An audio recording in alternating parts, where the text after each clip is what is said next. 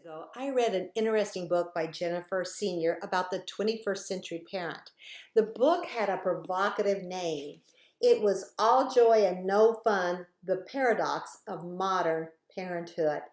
Well, in her book, Senior lays out in a thoughtful and non-judgmental way how parenting has changed, especially for mothers.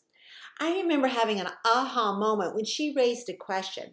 She asked the reader to compare what we called women who stayed at home full time in the 1950s and 1960s to what we call women who stay at home full time now. Well, why was this question important? Because culture influences our language, and language is often reflective of our behavior. Now, I'm old enough to answer both of these questions. In the 1950s and 60s, women were called housewives. Today, they're called stay-at-home moms. Do you see the shift in language? Though housewives cared for their children, the term indicated that children were not their only focus. However, the term stay-at-home mom puts the full focus on children. And frankly, I'm not for sure that this is a good thing. I'm wondering if this intense focus on our children and grandchildren is contributing to us raising narcissistic kids whose primary focus is on their self. Now, Senior cites example after example of how mothers go to great lengths to make sure their children have the best of everything and are involved in what they feel are important activities. The problem is that the mother and the children soon become exhausted from running from activity to activity.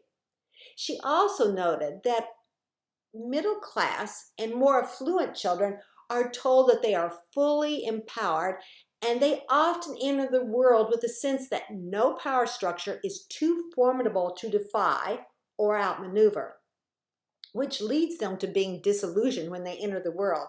After all, who is ever fully empowered to do whatever they want? I don't know of anyone.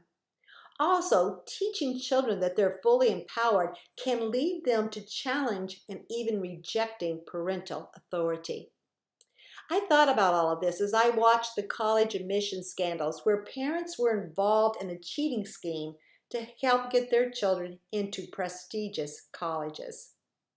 Well, as a grandmother, I'm blessed to be around my grandchildren a lot. And I'm asking myself, am I influencing them to serve God and others or to only care about themselves? This is easier said than done because we live in an indulgent society and we have to be truthful. Grandparents can be the worst. So here's my challenge for this week. Whether it's your children or grandchildren, shower them this week with gifts that build character and that really matter. Spend time with them. Read a book, play a game. Look for teachable moments to share God's truth.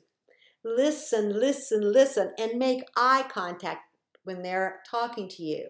Give them kudos when they serve or help someone else. Let them know that they are loved unconditionally by you and by God. And if need be, guide them in the right direction when they do something that's wrong. Until next week, be undeterred.